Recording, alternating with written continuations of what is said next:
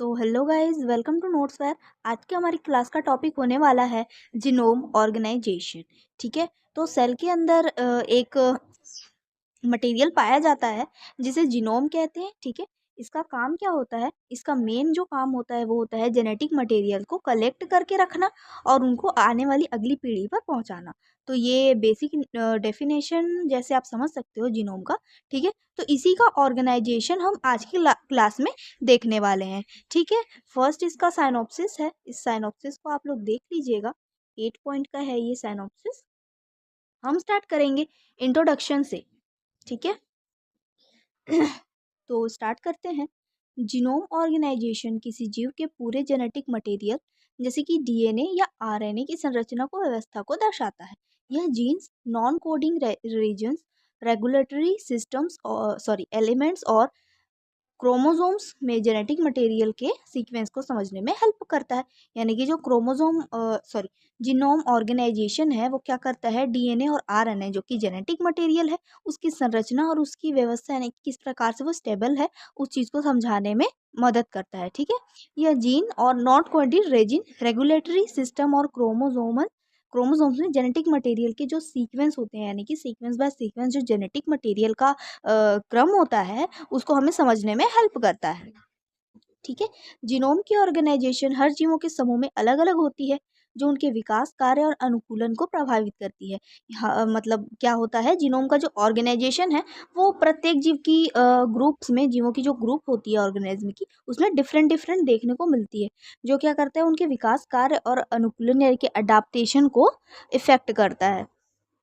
Next है इसका definition genome organisation का। ठीक है। जीनोम ऑर्गेनाइजेशन वह प्रोसेस है जिसमें जेनेटिक मटेरियल को क्रोमोसोम में व्यवस्थित किया जा सकता है जिससे जीन की अभिव्यक्ति, दोहराव यानी कि रेप्लिकेशन और डिवीजन संभव हो सके। यानी कि जीनोम का जो ऑर्गेनाइजेशन ऐसा प्रोसेस होता है जो जेनेटिक मटेरियल को क्रोमोसोम में क्या करता है? व्यवस्थित करता है। ठीक है। जैसे जीन एक्सप्रेशन, रेप्लिकेशन और जो सेल का जीन का जो डिवीज़न होता है जिसे वो नेक्स्ट आने वाली जनरेशन में प्रोसेस किए जाते हैं उनमें वो चीज़ संभव हो सके। ठीक है गाइस। अगर आपको स्टडी नोट्स वगैरह की ज़रूरत होगी तो आप इस कॉन्टैक्ट नंबर पे कॉन्टैक्ट कर सकते हो। आपको स्टडी नोट्स वगैरह प्रोवाइड करा दिए जाएंगे। हम देखेंगे इसके बाद components of genome organisation. Genome किसी भी जीव के डीएनए या आरएनए का पूरा सेट होता है जिसमें सभी आनुवांशिक इंफॉर्मेशन संग्रहित होती है। यानी कि जीनोम क्या होता है? डीएनए आरएनए का एक कम्प्लीटली कॉम्बो या सेट कह सकते हो आप, जिसमें जो भी जेनेटिक इंफॉर्मेशन होती है वो क्या रहती है? कलेक्टेड रहती है यानी कि संग्रहित रहती है। इसका संगठन कई अलग अलग घटकों से मिलकर बना होता है जो जीन्स, रेगुलेटरी एलिमेंट्स, रेपेक्टेटिव सीक्वेंस और क्रोमोसोमल स्ट्रक्चर को व्यवस्थित करते हैं। जीन का तो इसका संगठन कैसे बनता है जीनोम का? जो बना होता है अलग अलग एलिमेंट्स से मिलकर। ठीक है। जो क्या करता है? जीन्स, रेगुलेटरी एलिमेंट्स और रिप्रेडिक्टिव सीक्वेंस और क्रोमोसोम के जो स्ट्रक्चर होते हैं उनको ये व्यवस्थित करता है यानी कि एक सीक्वेंस में व्यवस्थित करता है। जीनोम को मुख्य रूप से 2 टाइप्स में बांटा जाता है। का फर्स्ट है कोडिन रेजिन। ये डीएनए का वह भाग होता है जो प्रोटीन के प्रोडक्शन के लिए इम्पॉर्टेंट होता है। कोडिंग रेजिन क्या होता है? जीनोम का वह पार्ट होता है जो जो प्रोटीन का फॉर्मेशन करने के लिए जिम्मेदार होता है। नेक्स्ट है नॉन कोडिंग रेजिन। ये डीएनए का वह भाग है जो प्रत्यक्ष रूप से प्रोटीन नहीं बनाता लेकिन जीन रेगुलेशन और क्रोमोसोमल स्टेबिलिटी में इंपॉर्टेंट रोल प्ले करता है। क्या है यह? नॉन कोड रीजन क्या करता है? प्रोटीन नहीं बनाता लेकिन जीन रेगुलेशन और क्रोमोसोम की जो स्टेबिलिटी है उसको बनाए रखने में इंपॉर्टेंट रोल प्ले करता है। ठीक है। ये वाला जो कोडिंग रीजन है वो प्रोटीन का फॉर्मेशन करता है और जो नॉन कोडिंग है वो प्रोटीन नहीं बनाता लेकिन रेगुलेशन वगैरह करता है। नेक्स्ट हम देखेंगे जीनोम ऑर्गेनाइजेशन के मुख्य घटकों को विस्तार से समझते हैं। ठीक है। तो स्टार्ट करते हैं। फर्स्ट है जीन्स, कोडिन रेजिन। ठीक है। जीन्स वे डीएनए सीक्वेंसेस होते हैं जो प्रोटीन या आरएनए का निर्माण करने में मदद करते हैं और जीन में कुछ इंपॉर्टेंट भाग होते हैं। ठीक है। तो जीन क्या होते हैं? आरएनए और डीएनए का निर्माण करने में मदद करते हैं। आरएनए और प्रोटीन का फॉर्मेशन करने में। इसमें फर्स्ट इसका भाग है एक्सॉन्स। ये जीन की वह हिस्सा होता है जो प्रोटीन को कोड करता है और ट्रांसलोकेशन में प्रक्रिया में भाग लेता है। ये क्या करता है, प्रोटीन का कोडिंग करता है और ट्रांसलोकेशन प्रक्रिया में भाग लेने वाला होता है। ठीक है, कौन भाग लेता है, एक्सॉन्स। नेक्स्ट है इंट्रॉन्स। ये नॉन कोडिंग सीक्वेंस होता है जो आरएनए प्रोसेसिंग के दौरान हटा दिए जाते हैं। यानी कि एक्सॉन्स क्या होता है, वह हिस्सा जो प्रोटीन को कोड करता है और ये क्या करता है, कुछ भी कोड नहीं करता है, यानी कि नॉन कोडिंग सीक्वेंस है। ठीक है, इसको आप इसके नाम से याद रख सकते हो। ये क्या करता है, आरएनए प्रोसेसिंग के दौरान हटा दिया जाता है क्योंकि कुछ भी कोड नहीं करता। ठीक है, यहाँ पे एक स्ट्रक्चर दिया हुआ है जिसमें एक्सॉन न्यूट्रॉन्स, एक्सॉन न्यूट्रॉन्स, इस तरह से इसका डीएनए का स्ट्रक्चर में जीनोम दिखाई देता है। ठीक है, जीनोम में दिखाई देता है। ये इस प्रकार से जीन का जो है स्ट्रक्चर होता है जिसमें एक्सॉन और न्यूट्रॉन पाए जाते हैं। नेक्स्ट है रेगुलेटरी एलिमेंट्स। ये डीएनए की वह क्षेत्र होते हैं जो जीन की सक्रियता को नियंत्रित करते हैं, जिसमें निम्नलिखित शामिल होते हैं। यानी कि जो रेगुलेटरी एलिमेंट्स होते हैं वो डीएनए के ऐसे क्षेत्र होते हैं जो जीन के एक्सप्रेशन, यानी कि उसका सक्रियता, यानी कि उसका जो एक्टिवेशन है, उसके काम करने का जो एक्टिवनेस है, उसको कंट्रोल करता है। इसमें ये सारे भाग शामिल है। इसमें फर्स्ट है प्रमोटर। ये जीन की शुरुआत में स्थित होते हैं और ट्रांसक्रिप्शन शुरू करने में हेल्प करते हैं। प्रमोटर क्या करते हैं, जीन के स्टार्टिंग में ही स्थित होते हैं और ट्रांसक्रिप्शन को स्टार्ट करने में काफ़ी ज़्यादा हेल्प करते हैं। नेक्स्ट है इन्हेंसर। ये दूर स्थित रेगुलेटरी सीक्वेंस होते हैं जो जीन अभिव्यक्ति को बढ़ाते हैं। ये एग्जांसर क्या होते हैं, ये जीन की शुरुआत में उपस्थित रहते हैं, उसे क्या कहते हैं, प्रमोटर। और ये जो एग्जांसर है वो जीन से दूर स्थित होते हैं। ये क्या होता है, रेगुलेटरी सीक्वेंस होता है जो जीन के एक्सप्रेशन को बढ़ाता है। ठीक है तो हमने देखा प्रमोटर, एनहेंसर। अब हम देखेंगे साइलेंसर। ये जीन एक्सप्रेशन को दबाने का काम करता है। जो कि जीन की अभिव्यक्ति होती है उसको ये दबाने का या कम करने का काम करता है। एक निश्चित क्षेत्र में आप कह सकते हो कंप्रेस करने का भी काम करता है ये। ठीक है, नेक्स्ट है non coding DNA. Non coding DNA genome का एक बड़ा भाग बनाता है। यह प्रोटीन तो नहीं बनाता, लेकिन डीएनए की स्थिरता और जीन रेगुलेशन में काफ़ी मदद करता है। नॉन कोडिंग डीएनए क्या करता है, प्रोटीन नहीं बनाता, फॉर्मेशन नहीं करता प्रोटीन का, और ये जीनोम का एक काफ़ी बड़ा पार्ट बनाता है। लेकिन डीएनए की जो स्टेबिलिटी होती है और जीन का रेगुलेशन होता है उसमें ये हेल्प करता है। नेक्स्ट है mobile genetic elements. Mobile genetic element वे डीएनए सीक्वेंसेस होते हैं जो जीनोम में अपनी स्थिति बदल सकते हैं। ये जेनेटिक वेरिएशन उत्पन्न करते हैं और जीनोम के एवोल्यूशन में हेल्प करते हैं। मोबाइल जेनेटिक एलिमेंट जो होते हैं वो डीएनए सीक्वेंस होते हैं जो जीनोम में अपनी स्टेबिलिटी, यानी कि अपनी पोजीशन को चेंज करने वाले हो सकते हैं। ये डीएनए में वेरिएशन, यानी कि वेरिएशन उत्पन्न करते हैं और जीनोम की जो एवोल्यूशन होता है, जीनोम का जो विकास होना होता है उस पे ये काफ़ी ज़्यादा हेल्प करते हैं। ये कितने टाइप के होते हैं, 2 टाइप के। इसका फर्स्ट टाइप होता है ट्रांसपोसॉन्स। ये डीएनए के एक छोटे सेगमेंट्स होते हैं जो जीनोम में कट एंड पेस्ट या कॉपी एंड पेस्ट के तरीके से स्थानांतरित होते हैं। ट्रांसपोसॉन्स क्या होते हैं, डीएनए के छोटे सेगमेंट्स होते हैं जो cut and paste, copy and paste से आप क्या समझ रहे हो, एक जगह से विलुप्त होकर अन्य जगह पर वो चले जाते हैं, यानी कि ट्रांसपोर्टेशन उनका हो जाता है। तो इस प्रकार से ये एक जगह से दूसरी जगह पर स्थानांतरित होते हैं। किसी एक जगह से वो विलुप्त होकर किसी अन्य जगह पे स्थानांतरित हो जाते हैं। नेक्स्ट है रेट्रो ट्रांसपोसॉन्स। ये आरएनए इंटरमीडिएट के माध्यम से अपनी प्रतिलिपि बनाकर जीनोम में एक नए स्थान पर जुड़ जाते हैं। ये जो होता है रेट्रो ट्रांसपोसॉन्स, ये क्या करता है, अपनी प्रतिलिपि बनाकर जीनोम में एक नए जगह पे जुड़ता है। यानी कि प्रतिलिपि से आप क्या समझते हो, तो प्रतिलिपि एक ऐसा अपने ही तरह से एक क्लोन बना लेना। जैसे कि आप इससे समझ सकते हो कि एक क्लोन की तरह अपनी ही तरह एक मटेरियल बना लेना, जिससे जीनोम में एक नए स्थान पर जुड़ने लगते हैं, जुड़ जाते हैं। ठीक है, अपनी तरह की प्रतिलिपि बनाकर जीनोम में जुड़ते हैं। नेक्स्ट है क्रोमोसोमल ऑर्गेनाइजेशन। जीनोम के जीनोम उच्च स्तरीय संरचना में व्यवस्थित होता है ताकि जेनेटिक इंफॉर्मेशन को सही ढंग से संग्रहित और नियंत्रित किया जा सके। क्या होता है, जीनोम एक उच्च स्तरीय यानी कि हाई लेवल की इस स्ट्रक्चर में ये होता है व्यवस्थित। ठीक है, व्यवस्थित होता है, जिस जेनेटिक्स की जो इन्फॉर्मेशन होती है, उसको सही तरीके से राइट वे में सिक्योर किया जा सके, कलेक्ट किया जा सके और उसे बैलेंस करके कंट्रोल किया जा सके, ठीक है? यह मुख्य रूप से निम्नलिखित घटकों से मिलकर बना होता है। तो हम देखेंगे, फर्स्ट है इसका क्रोमैटिन। ये डीएनए और प्रोटीन का एक कॉम्प्लेक्स होता है जो डीएनए को कॉम्पैक्ट रूप में संग्रहित करता है। क्रोमैटिन क्या करता है? क्रोमैटिन क्या होता है? डीएनए और प्रोटीन यानी कि मुख्यतः हिस्टोन। हिस्टोन क्या होता है? सेल में पाया जाने वाला एक प्रोटीन होता है जो डीएनए और प्रोटीन से मिलकर बना होता है, तो इसे हम हिस्टोन कह सकते हैं, जो कि डीएनए को कॉम्पैक्ट रूप से संग्रहित करता है, यानी कि कलेक्ट करता है। कॉम्पैक्ट यानी कि एक जगह में व्यवस्थित रूप से उसको रखना या कॉम्प्रेस करना, आप एक तरह से कह सकते हो, ठीक है? नेक्स्ट है यूक्रोमैटिन।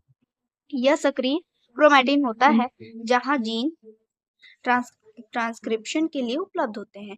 यूक्रोमैटिन क्या यूक्रोमैटिन क्या होता है? एक एक्टिव क्रोमैटिन होता है जहां जीन ट्रांसक्रिप्शन के लिए अवेलेबल हमेशा होते हैं। नेक्स्ट है हेट्रोक्रोमैटिन। ये अधिक संकुचित ये अधिक संकुचित कॉन्स्टेंट होते हैं और आमतौर पर निष्क्रिय जीनों को संग्रहित करता है, यानी कि ये क्या करता है? इनएक्टिव जीन्स को अपने अंदर कलेक्ट करता है। कौन सा? हेट्रोक्रोमैटिन। और एक्टिव जीन्स को कौन कलेक्ट कर रहा था?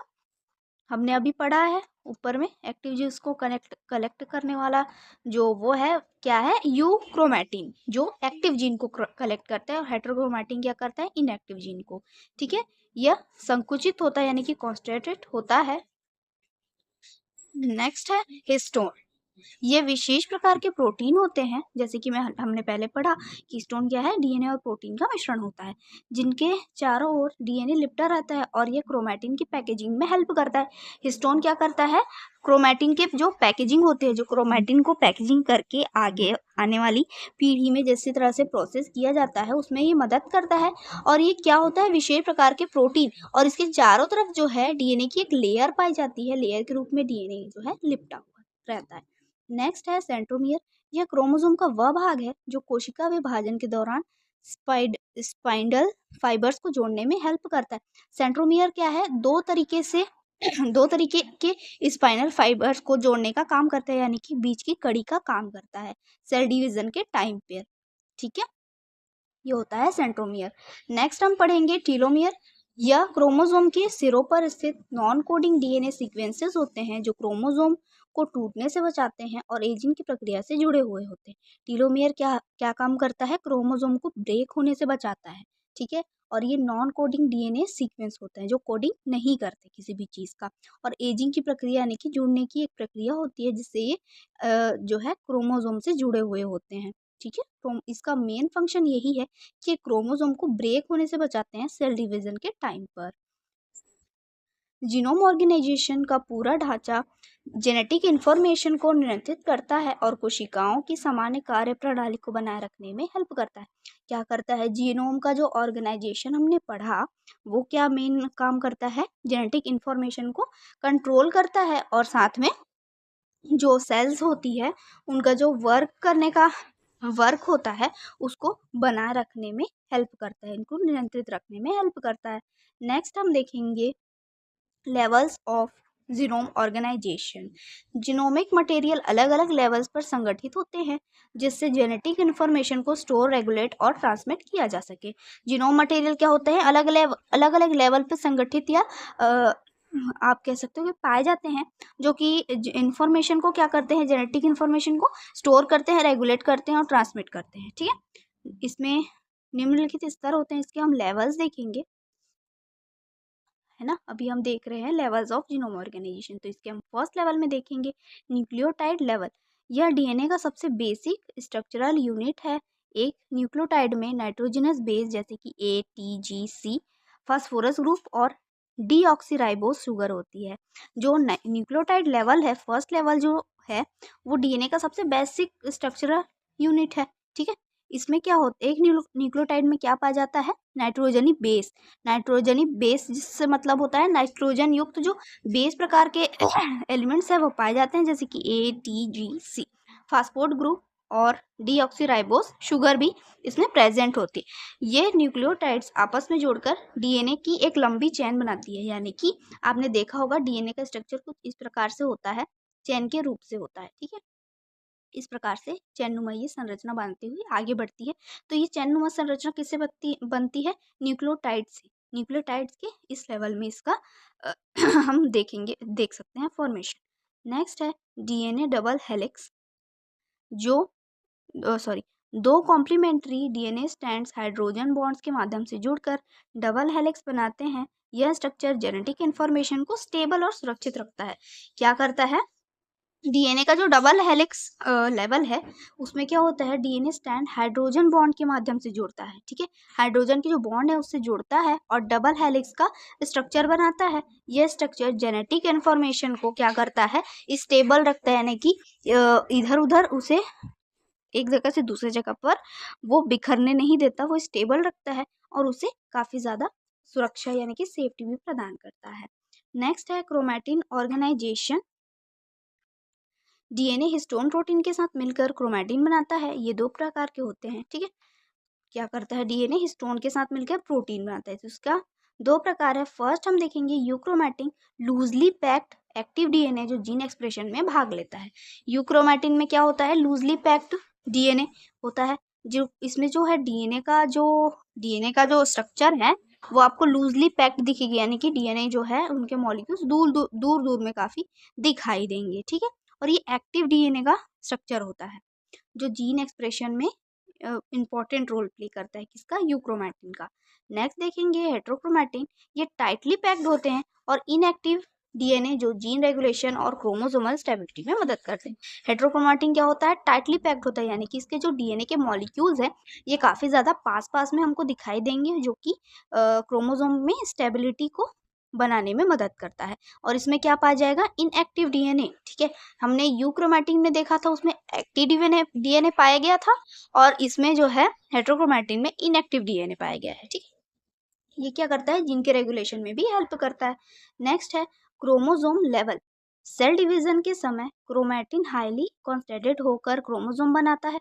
इनकी जो सेल डिवीजन का टाइम होता है, प्रोसेस होता है, उसमें क्या करता है, क्रोमैटिन हाईली कॉन्सेंट्रेट यानी कि एक तरह से कंप्रेस्ड होकर, एक तरह से संकुचित होकर वो क्रोमोसोम का फॉर्मेशन करता है। और प्रत्येक स्पीसीज में निश्चित संख्या में क्रोमोसोम्स होते हैं, यानी कि जो स्पीसीज होती है ऑर्गेनिज्म की, उसमें एक निश्चित संख्या में, मतलब एक स्पेसिफिक नंबर के हिसाब से क्रोमोसोम प्रेजेंट होते हैं, जिनमें जेनेटिक मटेरियल कम्प्लीटली अरेंज होते हैं। जो जेनेटिक मटेरियल है वो काफ़ी ज़्यादा अच्छी तरीके से अरेंज्ड पाए जाते हैं। अगर क्रोमोसोम की जो संख्या है, यानी कि स्पेसिफिक जो नंबर होते हैं, निश्चित जो संख्या होती है, अगर उससे एक दो नंबर भी आगे पीछे हो जाए या नंबरों में गड़बड़ी हो जाए क्रोमोसोम्स की, तो हमें क्या देखने को मिलता है? जेनेटिक डिसऑर्डर, यानी कि कुछ हमें आनुवांशिक प्रकार की बीमारियां देखने को मिल सकती हैं।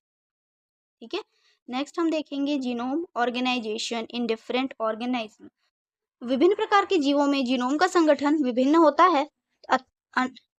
यह उनके सेलुलर स्ट्रक्चर, कॉम्प्लेक्सिटी और इवोल्यूशनरी स्तर पर निर्भर करता है।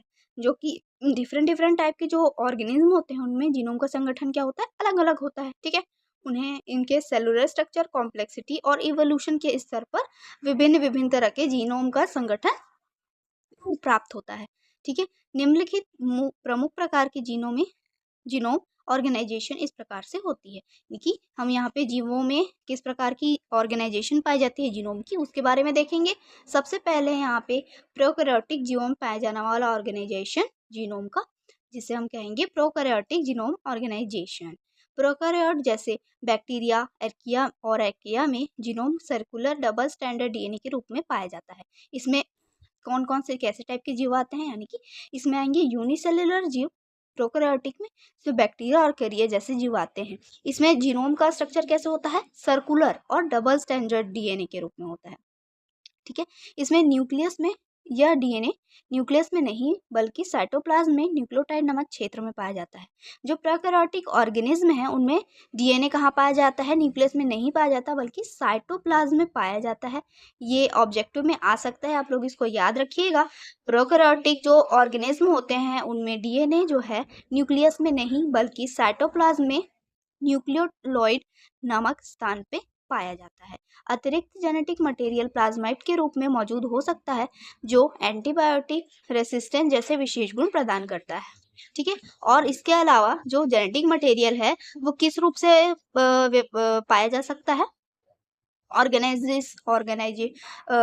हाँ, ऑर्गेनाइज में प्लाज्मिड के रूप में। ठीक है, प्लाज्मिड एक तरह का फ्लूइड होता है जो कि प्रोटीन से मिलकर बना होता है। तो इसमें जो है बचा हुआ जेनेटिक मटेरियल इसमें भी पाया जा सकता है, जो एंटीबॉडी बनाने में हेल्प करता है उस ऑर्गेनिज्म की बॉडी में। ठीक है, इनमें इंट्रॉन्स नहीं पाए जाते और जीन्स अक्सर ओपेरॉन्स के रूप में क्लस्टर्ड रहते हैं, जैसे जीन एक्सप्रेशन एक साथ नियंत्रित किया जाता है। इनमें क्या नहीं पाया जाता है? इंट्रॉन्स नहीं पाए जाते और जीन्स हमेशा मोस्टली जो है अपीयरेंस के रूप में क्लस्टर्डेड होते हैं। इनमें जीन का जो एक्सप्रेशन है वो एक साथ ही नियंत्रित किया जा सकता है। नेक्स्ट हम देखेंगे यूकैरियोटिक जीनोम ऑर्गेनाइजेशन। ठीक है गाइस, अगर आपको नीड होगी अगर स्टडी नोट्स वगैरह की, तो आप इस नंबर पे कांटेक्ट करेंगे तो आपको हमारी तरफ से स्टडी नोट प्रोवाइड करा दी जाएगी। ठीक है, हम देख रहे थे यूकैरियोटिक जीनोम ऑर्गेनाइजेशन। ठीक है, तो इसका है यूकैरियोटिक जैसे प्लांट्स, एनिमल, फंगी प्रोसेस में डीएनए लाइनर क्रोमोसोम में संगठित होता है और न्यूक्लियस के अंदर मौजूद होता है। हमने प्रोकैरियोटिक में क्या देखा था? बैक्टीरिया वगैरह आए थे उसके अंदर। ठीक है, और उसमें सर्कुलर सर्कुलर फॉर्म में था डीएनए। इसमें क्या है? लाइनर फॉर्म में है। ठीक है, और उसमें क्या है? न्यूक्लियस में नहीं पाया जाता था, उसमें पाया जाता था साइटोसोम में। बट यूकैरियोटिक जो ऑर्गेनिज्म है लाइक प्लांट्स, एनिमल वगैरह, तो इसमें न्यूक्लियस में ही पाया जाएगा डीएनए। ठीक है, ये डीएनए हिस्टोन प्रोटीन के साथ मिलकर क्रोमैटिन बनाता है, जिससे जीनोम का कॉम्पैक्शन और रेगुलेशन संभव होता है। ये डीएनए क्या करता है? हिस्टोन प्रोटीन जो होते हैं उनके साथ मिलकर क्रोमैटिन का फॉर्मेशन करता है, जिससे जीनोम का कॉम्पैक्शन यानी कि एक तरह से आप कह सकते हो कंप्रेशन होता है और रेगुलेशन उसका संभव हो पाता है। यूकैरियोटिक जीनोम में इंट्रॉन्स और एक्सॉन्स पाए जाते हैं, जो जो प्रोकैरियोटिक में नहीं पाए जाते थे। आप पॉइंट टू पॉइंट याद रखते जाइएगा कि इसमें हमें क्या देखने को मिल रहा है और उस प्रोकैरियोटिक में क्या देखने को मिला था। ठीक है, और जीन एक्सप्रेशन को नियंत्रित करने के लिए कॉम्प्लेक्स रेगुलेटरी सीक्वेंस मौजूद होते हैं। जीन एक्सप्रेशन को कंट्रोल करने के लिए क्या पाया जाता है? Complex regulatory sequences. माइटोकॉन्ड्रिया और क्लोरोप्लास्ट जैसे ऑर्गेनेल्स में भी सर्कुलर डीएनए पाया जाता है, जो उन्हें प्रोकैरियोटिक ओरिजिन को दर्शाता है। यानी कि यहाँ पे हमें ये पता चलता है कि जो यूकैरियोटिक ऑर्गेनिज्म होते हैं उनके जो माइटोकॉन्ड्रिया और क्लोरोप्लास्ट जैसे ऑर्गेनेल होते हैं उनमें सर्कुलर डीएनए पाया जाता है। पर हमने तो पढ़ा था कि इसमें कौन सा डीएनए पाया जाता है? इसमें हमने पढ़ा था कि इसमें लाइनर वाला डीएनए पाया जाता है। हमने सर्कुलर डीएनए किसमें पढ़ा था? प्रोकैरियोटिक में। तो इससे हमें ये प्रमाण मिलता है कि जो ऑर्गेनिज्म का उत्पत्ति है वो कहाँ से हुआ था? प्रोकैरियोटिक जीवों से, यानी कि बैक्टीरिया से इनका उत्पत्ति हुआ था, क्योंकि इसमें सर्कुलर डीएनए पाया जाता है यूकैरियोटिक के माइटोकॉन्ड्रिया और क्लोरोप्लास्ट में। ठीक है, वायरल जीनोम नेक्स्ट है। वायरसेस में, इसमें हम वायरस के बारे में जानेंगे। ठीक है, वायरसेस में जीनोम डीएनए या आरएनए के रूप में हो सकता है और ये सिंगल स्टैंडर्ड या डबल स्टैंडर्ड, सर्कुलर या लाइनर हो सकता है। कुछ वायरसेस में सेगमेंटेड जीनोम होता है, जिसमें जेनेटिक मटेरियल कई टुकड़ों में बटा रहता है।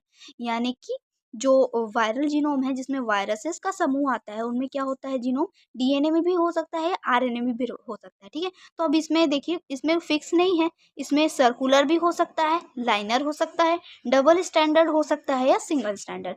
ठीक है, इसमें किसी भी प्रकार से जीनोम पाया जा सकता है। कुछ वायरस जो होते हैं उनमें सेगमेंटेड जीनोम होता है। ठीक है, सेगमेंटेड तरीके से पाया जाता है, जो जेनेटिक मटेरियल को कई डिफरेंट डिफरेंट टाइप के पार्ट्स में बांट देता है। जैसे कि इन्फ्लुएंजा वायरस, ये इसका एग्जाम्पल है, इन्फ्लुएंजा वायरस, जिसमें जेनेटिक मटेरियल जो है काफ़ी छोटे छोटे टुकड़ों में बटा हुआ होता है। वायरल जीनोम्स छोटे होते हैं और रेप्लिकेशन के लिए होस्ट सेल की मेरिशनरी पर निर्भर रहते हैं। वायरल जीनोम्स यानी कि जो वायरस में पाए जाने वाले जीनोम होते हैं वो क्या होते हैं? काफ़ी छोटे साइज के पाए जाते हैं और रेप्लिकेशन के लिए किस पे निर्भर रहते हैं? होस्ट सेल पर, क्योंकि वायरस जो है, किसी वायरस को एक सर्वाइव करने के लिए क्या चाहिए होता है, एक होस्ट चाहिए होता है जिसकी बॉडी में वो रहकर सर्वाइव करते हैं, क्योंकि बॉडी के बाहर वो कैसे रहते हैं, निर्जीव रहते हैं। ठीक है, ये तो पता ही होगा आप लोगों को। और ये होस्ट के सेल के अंदर रेप्लिकेशन के लिए निर्भर रहते हैं। ठीक है, मशीनरी पर। तो इनको रेप्लिकेशन के लिए एक होस्ट चाहिए होता है, होस्ट का सेल चाहिए होता है। नेक्स्ट है ऑर्गेनेलर जीनोम ऑर्गेनाइजेशन। यूकेरियोटिक सेल्स में न्यूक्लियस के अलावा माइटोकॉन्ड्रिया और क्लोरोप्लास्ट के अपने छोटे सेलुलर डीएनए होते हैं।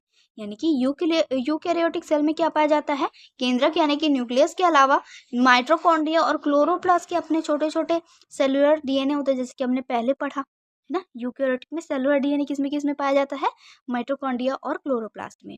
माइटोकॉन्ड्रियल डीएनए एनर्जी प्रोडक्शन से संबंधित होता है, संबंधित जीन्स को इनकोड करता है। क्या करता है, एनर्जी प्रोडक्शन यानी कि एटीपी सिंथेसिस, क्योंकि एटीपी से ही किसी भी ऑर्गेनिज्म की बॉडी में एनर्जी का फॉर्मेशन होता है ना। तो इसका प्रोडक्शन करने के लिए ये क्या करता है, जीन्स को इनकोड करता है। कौन, mitochondrial DNA. Chloroplast DNA photosynthesis से जुड़े जीन्स को कंटेन करता है। यह जीनोम मटेरियल इनहेरेंस मैटरनल इनहेरेंस के लिए जाना जाता है।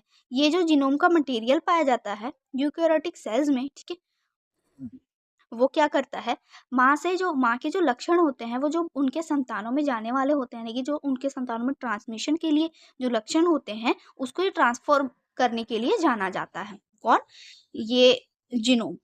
ठीक है, ऑर्गेनेलर जीनोम। नेक्स्ट हम देखेंगे importance of genome organisation. Genome organisation किसी भी जीव के लिए अत्यंत इम्पॉर्टेंट होता है, क्योंकि ये जेनेटिक इंफॉर्मेशन के स्टोरेज, एक्सप्रेशन और इनहेरिटेंस को नियंत्रित करता है।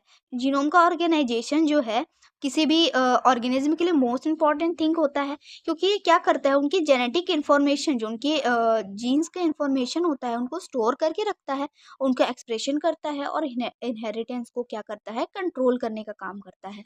निम्नलिखित कारणों से जीनोम ऑर्गेनाइजेशन काफ़ी ज़्यादा इम्पॉर्टेंट होता है। ठीक है, इसमें हम फर्स्ट कारण देखेंगे, जेनेटिक इंफॉर्मेशन स्टोरेज।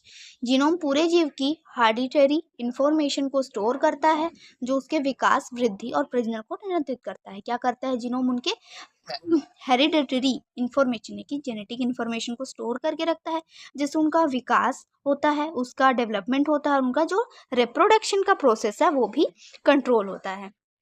यह इंफॉर्मेशन डीएनए सीक्वेंस में इनकोड होती है, जो प्रोटीन सिंथेसिस और सेलुलर फंक्शन के लिए इम्पॉर्टेंट होती है। ठीक है, ये जो इन्फॉर्मेशन क्या करती है, डीएनए सीक्वेंस में इनकोडेड होती है, जिससे जो प्रोटीन का सिंथेसिस है, यानी कि प्रोटीन का जो फॉर्मेशन है, और सेलुलर फंक्शन के जो सेल में पाए जाने वाले, सेल में होने वाले जो फंक्शन है, जिससे सेल अच्छी तरह से वर्क कर पाता है, उस सब के लिए इम्पॉर्टेंट होती है।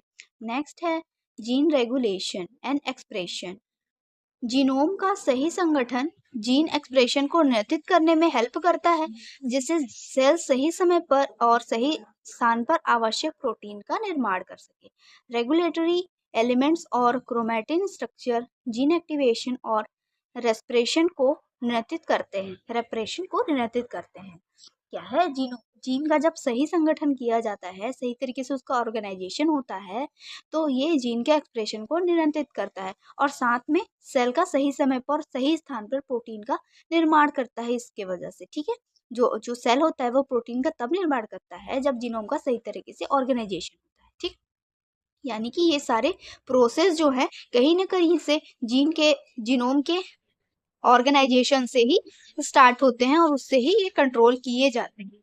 रेगुलेटरी एलिमेंट्स और क्रोमैटिन स्ट्रक्चर जीन एक्टिवेशन और रेस्पिरेशन को नियंत्रित करते हैं, यानी कि जो एलिमेंट होते हैं रेगुलेटरी और क्रोमैटिन का जो स्ट्रक्चर होता है और एक्टिवेशन होता है जीन का, उसको भी ये नियंत्रित करता है, साथ में रेस्पिरेशन को भी नियंत्रित करता है।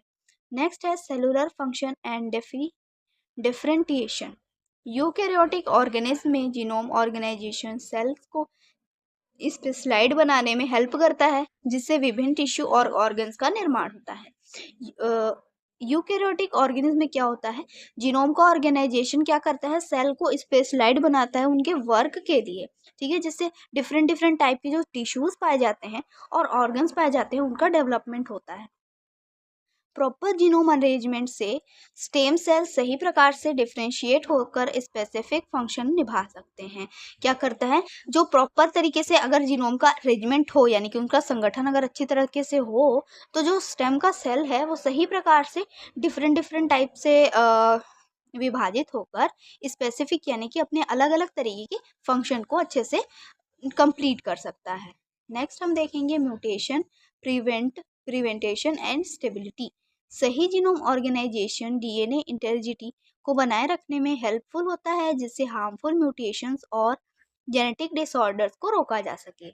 जीनोम का सही ऑर्गेनाइजेशन एक काम और करता है जिसे हम कहते हैं म्यूटेशन प्रिवेंटेशन, यानी कि जिससे हार्मफुल म्यूटेशन या उत्परिवर्तन जो है होता है वो और जेनेटिक डिसऑर्डर्स यानी कि जो भी अनुवांशिक प्रकार की बीमारियां होती हैं, इसके सही ऑर्गेनाइजेशन के ना होने से उससे भी जीनोम का जो राइट ऑर्गेनाइजेशन है वो हेल्प करता है।